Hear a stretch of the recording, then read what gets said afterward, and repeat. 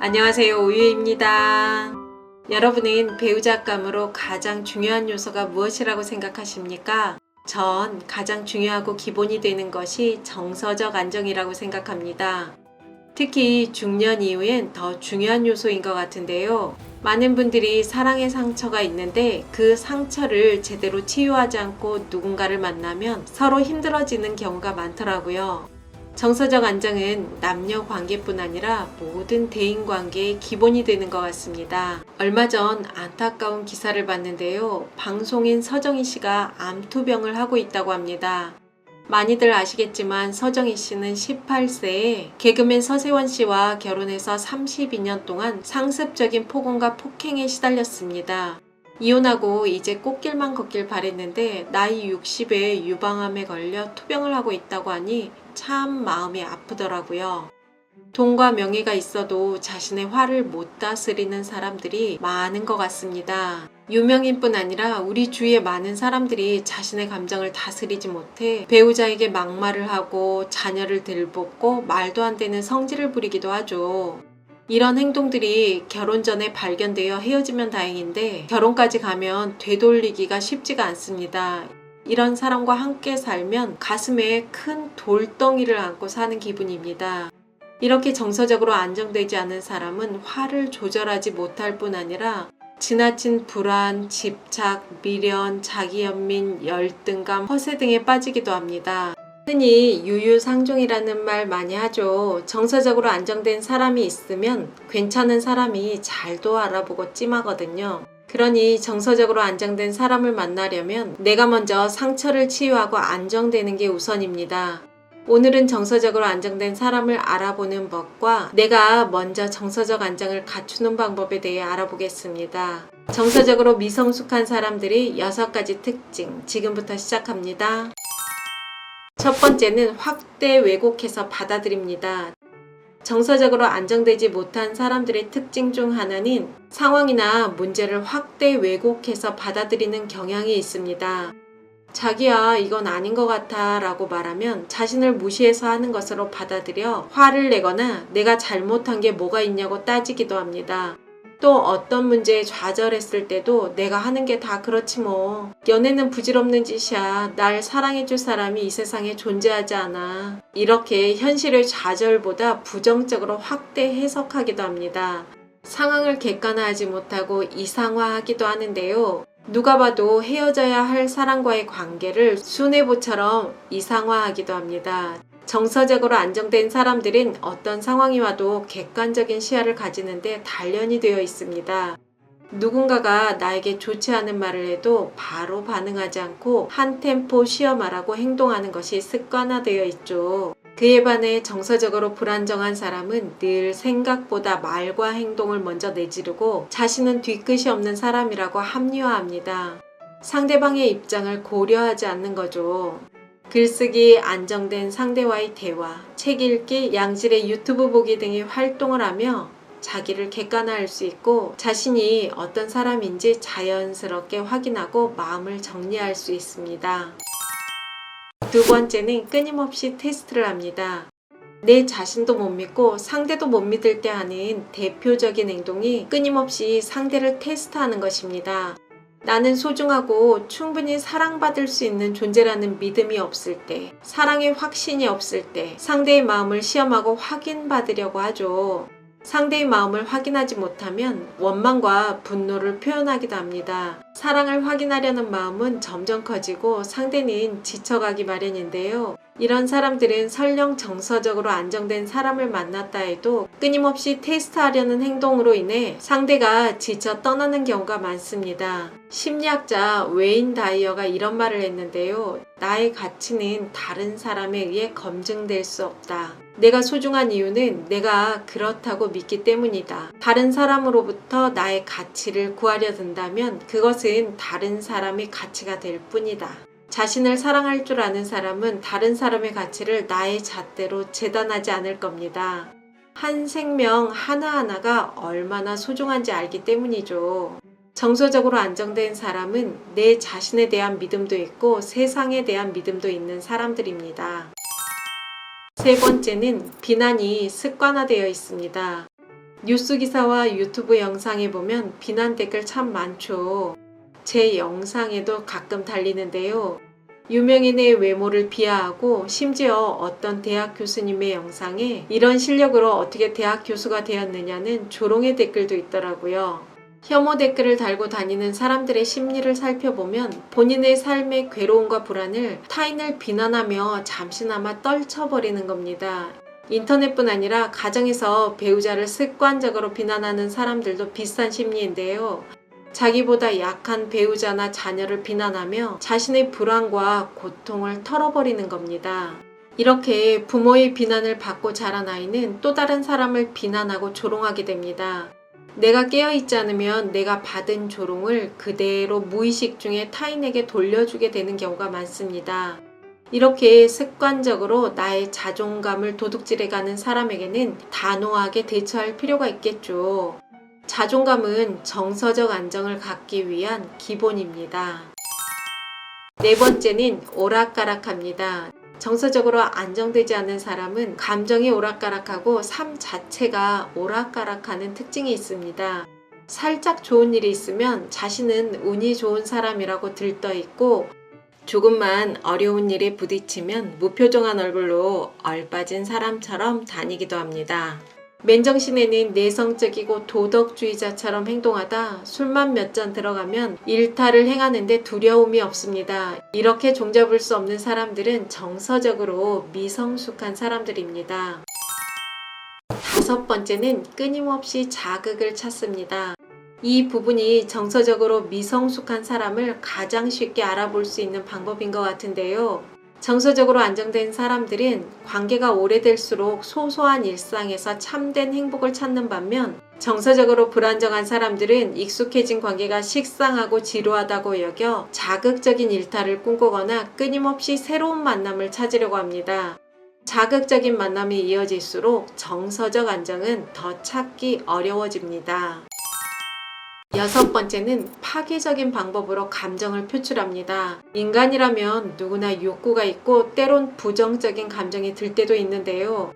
정서적으로 불안정한 사람은 자신의 욕구와 감정을 억압하다 술만 마시면 폭발을 해 시비를 걸거나 폭력적으로 변하기도 하고 도박, 줄담배, 쇼핑 중독, 섹스 중독 등으로 욕구를 해소하고 그에 반해 정서적으로 안정된 사람들은 자신의 욕구와 감정을 운동, 여행, 건강한 사람들과의 친목 등으로 표출합니다. 정서적으로 안정된 사람들은 상대에게 바라는 바가 있으면 세련되게 표현할 줄 압니다. 세상에 완벽한 사람은 당연히 없겠죠. 저 또한 영상 준비하며 제 자신을 되돌아보았습니다. 나부터 정서적으로 안정된 사람이 되어 좋은 대인관계 만들어 나가시길 바라겠습니다. 오늘 영상을 클릭하신 분들이라면 좋은 남자를 만나고 싶은 마음이 있을 거라 생각합니다. 여러분의 연령대와 상황은 제각각일 텐데요. 이 영상을 한번 본다고 당장 괜찮은 남자를 만날 수 있는 건 아니지만 지금까지 연애와 사랑을 하는데 만족하지 못했던 분들이라면 영상을 보며 내가 가지고 있던 생각들을 점검해보고 수정하는 시간이 되었으면 좋겠습니다. 입사 시험에 매번 낙방을 한다면 공부하는 습관을 바꿔야 하듯 연애와 사랑이 반복적으로 안 된다면 생각과 방법을 바꿔보는 것도 좋을 것 같죠. 제가 지금까지 직간접적으로 보고 느낀 괜찮은 남자 만나는 방법 5가지 지금부터 시작하겠습니다. 첫 번째는 고정관념에서 벗어나자. 세계적인 성공 철학의 거장 나폴리언 힐은 부자가 되고 싶으면 생각을 바꾸라고 말했습니다. 연애와 결혼도 잘하려면 고정관념부터 탈피해야 합니다. 여러분, 이런 질문 많이 받아보셨죠? 나를 좋아하는 사람을 만나야 행복할까? 내가 좋아하는 사람을 만나야 행복할까? 여자는 자신을 사랑해주는 남자를 만나야 행복하고 남자가 바람을 안 피운다는 이야기도 들었는데요. 이런 질문은 사람의 속성에 대해 몰라서 하는 말입니다. 뒷간 들어갈 때 나올 때 다르다. 돈을 빌릴 때는 천사요, 갚을 때는 악마다. 위험이 지나가면 하나님을 잊는다. 다 비슷한 말이죠. 이게 사람의 속성입니다. 결혼할 때 사랑했어도 결혼 후엔 바뀔 수 있는 게 사람의 속성이라는 거죠. 바뀌는 게 나쁜 게 아니고 그냥 사람의 속성이 그런 겁니다. 지금 나를 사랑한다고 해서 바람을 안 피우는 게 아닙니다. 남자가 잘생기고 돈이 많으면 바람 피운다는 분도 있는데요. 인격이 안 되고 돈이 많고 잘생기면 바람 피울 기회는 더 많겠지만 돈이 없고 못생겼다고 바람 안 피우는 것도 아닙니다. 돈도 없고 외모도 안 되는 남자가 바람둥이인 경우도 많습니다. 바람을 안 피우는 남자를 만나고 싶다면 남자의 태도와 정서적으로 안정된 사람인지를 봐야 합니다. 예전에 일 때문에 알게 된 남자분이 있는데요. 고위직 공무원이고 잘생겼고 운동도 잘하고 악기도 잘 다루고 여자들이 선호하는 조건을 두루 갖춘 분입니다. 유부남이었는데요. 이분은 일적으로 여자를 만날 기회가 있어도 일정간 거리를 두는 게 느껴지더라고요. 정말 현명한 남자인 거죠. 남자든 여자든 상황과 분위기에 넘어갈 수 있다는 걸 미리 알고 차단하는 겁니다. 정서적으로 안정된 사람 알아보는 법이라는 영상에서도 이야기했듯이 정서적으로 안정된 사람은 오래된 관계나 일상을 지루해하지 않습니다. 삶의 태도가 좋은 남자, 정서적으로 안정된 남자를 만나야 관계를 잘 지켜가고 외도를 안 할 확률이 높습니다. 두 번째는 한 살이라도 젊을 때 만나자. 요즘은 100세 시대고 나이 든 싱글도 워낙 많다 보니 나이 들어서도 연애는 가능한데요. 나이 들수록 괜찮은 남자를 만나는 건 하늘의 별 따기처럼 어려운 것이 현실입니다. 남자 입장에서도 나이 들수록 좋은 여자 만나는 건 어렵겠지만 사실 나이 들수록 괜찮은 남자가 더 많이 없는 건 현실인 것 같습니다. 혼자 살 거 아니라면 남자 보는 안목을 키워 한 살이라도 젊을 때 만나야 후회를 줄일 수 있더라고요. 물론 나이 들어서도 연애를 할 수 있지만 진지한 연애로 발전하고 결혼할 확률은 나이 들수록 더 낮아지는 게 현실입니다. 3, 40대까지는 남자 만나도 마음에 안 들면 또 다른 기회가 올 거라고 생각하면 쉽게 헤어지는 경우가 많은데요. 이건 남자도 비슷한 것 같습니다. 주변에서 보면 여자는 50대 중반 이후, 남자는 60대 가까이 가면 기회가 많이 줄어들더라고요. 그런데 그 나이가 되면 안정된 만남의 필요성을 느끼는 분들이 많아집니다. 그러면서 그때 만났던 남자 괜찮았는데 헤어진 걸 후회하는 경우가 종종 있더라고요. 나이 들수록 괜찮은 남자는 줄어들고 괜찮은 남자가 있어도 그 남자가 날 좋아할 확률은 더 희박해집니다. 세 번째는 보이는 걸로 남자를 판단하지 말자. 경제력 있는 남자 만나고 싶은 여성분들 많을 것 같은데요. 여러분, 남자가 경제력이 있는지 무엇을 보고 판단하나요? 고급 승용차, 명품, 직업. 토머스 스탠리 박사는 책 이웃집 백만장자 변하지 않는 부의 법칙에서 40년 동안 부자들을 연구한 내용을 소개했는데요. 고급 승용차를 모는 사람 중 86%는 부자가 아니었고 부자 행세를 하는 사람이었다고 합니다. 부자의 77%는 지난 5년 동안 블랙 프라이데이에서 쇼핑을 하지 않았다고 합니다. 즉 부자는 과시적 소비를 하지 않았고 백만장자의 70%는 직업과 소득 수준에 관계없이 자신이 늘 검소했다고 답했습니다. 부자들은 자신의 성공 요인으로 절제력을 꼽았다고 합니다. 저도 가까이에서 큰 부자들도 만나봤고 어느 정도 잘 사는 사람도 봤는데요. 생각보다 부자들은 정말 검소합니다. 그리고 자신이 부자라는 걸 주변에 알리고 싶어 하지도 않고 필요성도 못 느끼더라고요. 자신이 부자라는 걸 누가 알면 돈 빌려달라는 사람만 많은데 뭐하러 알리겠어요? 그러니 자연스럽게 과시적 소비를 안 하는 것 같습니다. 우리나라 사람들 자신의 경제적 수준보다 평균 3배 높은 차를 소유하고 있다고 합니다. 원룸 월세 살며 슈퍼카 몰고 명품 휘감고 다니는 남자도 봤는데요. 겉모습만 보고 남자를 판단하면 큰 오류를 범할 수 있습니다. 네 번째는 남자의 속성을 알고 기회를 만들자. 부자가 되려면 돈의 이치와 돈의 속성을 알아야 하고 좋은 연애와 결혼을 하려면 남자의 속성을 알아야 합니다. 만나는 것도 중요하지만 관계를 잘 만들어 가려면 남자의 속성과 어떻게 인간관계를 풀어갈 수 있을지 공부해야 합니다. 인간관계를 잘 풀어가는 사람이 남녀관계도 잘 하거든요. 세상의 이치와 인간관계의 이치는 하나로 통하는 것 같습니다. 남자의 속성에 대해 꾸준히 공부하며 기회를 자주 만들어야 합니다. 남자를 만나는데 생각이 지나치게 많은 여성들이 있는데요. 장고 끝에 악수 둔다는 말처럼 고르고 고르다 똥차 선택할 수 있습니다. 가벼운 마음으로 기회를 자주 만들어야 합니다. 3번 공을 찬 사람과 30번 공을 찬 사람 중 누가 공을 넣을 확률이 높겠습니까? 당연히 여러 번 찰수록 성공 확률은 높아집니다. 그렇다고 내 생활도 챙기지 않고 남자만 찾아다니라는 말이 아닙니다. 내 생활 챙기는 걸 1순위로 하고 그 다음은 다양한 기회를 만들라는 거죠. 자꾸 나가고 사람을 만나야 기회도 오는 겁니다. 5번째는 신중하게 선택하고 선택한 걸 현명하게 지켜나가야 합니다.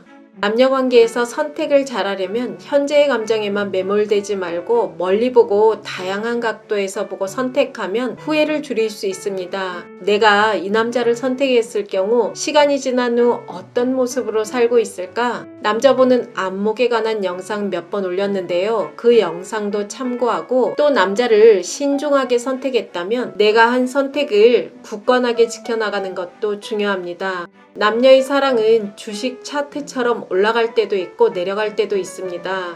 만남도 이별도 신중하게 선택하지 않고 그때그때의 감정으로 처리하다 보면 결국 나이는 들어가고 선택의 폭이 좁아져 괜찮은 남자 만날 확률은 더 낮아집니다. 1, 2년 정도 만나면 어느 정도 서로의 성향을 파악하고 다툼이 줄어듭니다. 상대가 외도, 폭력 등 관계를 유지하기 어려운 행동을 한 게 아닌데도 자주 트러블이 있다면 내 자존감에 대해 점검해 봐야 합니다. 한 살이라도 젊을 때 안목을 키워 좋은 남자를 선택하고 위기가 와도 내가 한 선택을 꿋꿋하게 지켜나가는 것도 필요한 것 같습니다.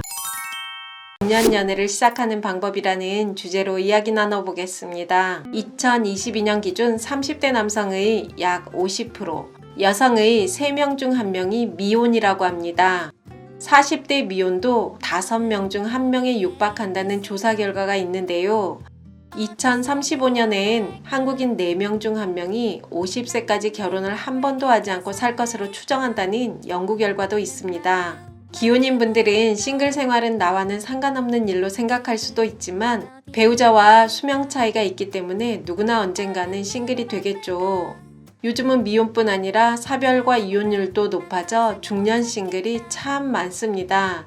그러다 보니 가족 중 중년 싱글 한둘은 거의 있는 것 같더라고요. 제 주변엔 4명의 남매 중 3명이 중년 싱글인 경우도 있고 3명의 남매 중 2명이 싱글이거나 형제 중 1명 또는 형제 2명이 모두 중년 싱글인 경우도 있습니다. 정신과 의사 양재진, 양재웅 형제도 40대 싱글로 유명하죠. 사회가 이렇게 변하다 보니 40대, 50대 싱글 출연자들을 내세운 불타는 청춘이라는 TV 프로도 있었는데요. 요즘은 평균 수명의 증가와 나이보다 젊게 사는 분들이 많다 보니 40대, 50대뿐 아니라 60대, 70대도 짝을 찾으려는 분들이 늘어나는 추세입니다. 이렇게 중년 싱글이 자신의 짝을 찾고자 하는 니즈는 늘어나는데 제대로 된 정보는 부족한 게 현실인 것 같습니다. 그래서 오늘은 제가 직간접적으로 경험한 중년 싱글이 연애를 시작하는 방법 4가지를 공유해 보겠습니다. 첫 번째는 성적인 매력을 지키자입니다. 중년들 중에 연애를 시작도 못하는 분들 보면 여러 가지 이유가 있겠지만 성적 매력이 부족한 경우가 많습니다. 대부분의 중년 남성들이 하는 말이 최소 여자로는 느껴져야 연애를 시작할 수 있다고 말하고 여성들도 남자로는 느껴져야 연애를 시작할 수 있다는 말 많이 합니다. 그만큼 나이 들어가며 여성성과 남성성을 잃어가는 경우가 많다는 거겠죠. 나이 들어도 외적으로 성적인 매력을 지키는 가장 중요한 것은 복부 비만을 막는 것입니다. 배만 안 나와도 기본은 하더라고요. 사람마다 슬림한 스타일, 통통한 스타일, 취향은 다르지만 공통된 것은 배 나온 이성은 좋아하지 않는다는 것입니다. 특히 남성들은 배 나온 여성에겐 성적인 매력이 전혀 안 느껴진다고 하는 분들이 대부분입니다. 나이 들수록 복부 관리하는 게 어렵긴 한데요. 성적인 매력뿐 아니라 건강을 지키는 기본은 복부 비만을 막는 것입니다. 이렇게 관리된 몸에 과하지 않은 깔끔한 옷만 입어도 성적인 매력은 지킬 수 있습니다. 성적인 매력을 외모적인 것만 생각할 수도 있는데요. 외모뿐 아니라 태도와 말 습관 또한 중요한데요. 음식에 과하게 집착을 보인다든지 음식을 입에 넣고 말하는 것, 술만 마시면 이성을 잃는 사람, 은어나 공격적이고 거친 말투 등은 성적인 매력을 반감시키는 태도입니다. 공격적이고 거친 말투를 쓰면서 자신은 뒤끝이 없는 쿨한 사람이라 착각하기도 하는데요. 나이 들어 예의 없는 언행은 성적인 매력을 반감시킵니다. 두 번째는 나의 관심사가 있는 곳으로 가자입니다. 연애를 쉽게 시작하고 지속할 수 있는 것 중 중요한 요소는 관심사가 같은 것입니다. 요즘은 이성을 만날 수 있는 공간이 예전에 비해 참 많은데요. 나의 관심사가 있는 곳으로 가서 이성을 찾으면 성공할 확률이 훨씬 높습니다. 예를 들어 내가 재테크에 관심이 있으면 부동산 주식 모임에 가고 종교 활동을 해도 좋습니다. 트레킹에 관심이 있으면 트레킹 모임에 가면 됩니다. 관심사가 무엇이든 상관이 없습니다. 관심사가 같으면 처음에 자연스럽게 대화를 풀어가기 쉽고 다가서는데 부담이 줄어듭니다. 남녀가 처음 만나면 서로를 알아가는 과정에선 할 얘기가 많은데요. 관심사가 다른 커플은 시간이 지날수록 대화가 줄어듭니다. 대화가 사라지면 관계가 무덤덤해지겠죠. 커플이 대화를 이끌어주고 좋은 관계를 만들어주는 것은 공통의 관심사입니다. 그리고 하나의 관심사로 만났다고 해도 둘만의 공통 관심사를 늘려가는 것이 좋은 관계를 유지할 수 있는 포인트입니다. 세 번째는 넓게 만나자입니다. 연애 성공 확률을 높이려면 사람들이 많은 곳으로 가서 다양한 사람들을 만나는 것이 중요합니다. 이 사람이다 결정 짓기 전까진 다양한 사람과 교류하고 가볍게 만나는 것이 좋습니다. 차를 마시고 식사를 하면서 대화도 나눠보고 탐색전을 여러 사람과 다양한 방법으로 하는 것을 추천드립니다. 나에게 호감을 보이는 사람이 있다면 처음부터 너무 철벽치지 말고 카톡도 하고 만나서 대화도 나누다 보면 첫인상은 괜찮았는데 아닌 사람도 있고 처음엔 별로라고 생각했던 사람이 의외로 인연이 되기도 합니다. 나의 관심사가 있는 사람들이 많은 모임, 그곳에서 다양한 사람과 가볍게 교류하며 탐색하는 것이 중년 연애 성공 확률을 높이는 것입니다. 네 번째는 연애의 적당한 때는 지금입니다. 아이가 어려서 연애가 힘들다는 30대 후반 여성분도 있고 나이가 많아서 용기가 안 생긴다는 60대 여성분도 있습니다. 연애의 적당한 때는 지금입니다. 아이 다 키우고 나면 홀가분하게 연애할 것 같지만 그렇지가 않더라고요. 그때엔 또 그 나이에 어려움이 있고 나이마다 느끼는 연애의 즐거움은 또 다릅니다. 제가 일을 하며 느낀 건데요. 일을 시작하는 완벽한 때란 없습니다. 조금 부족해도 일을 하다 보면 배우면서 하게 되더라고요. 연애도 마찬가지입니다. 연애의 가장 적당한 때는 지금입니다.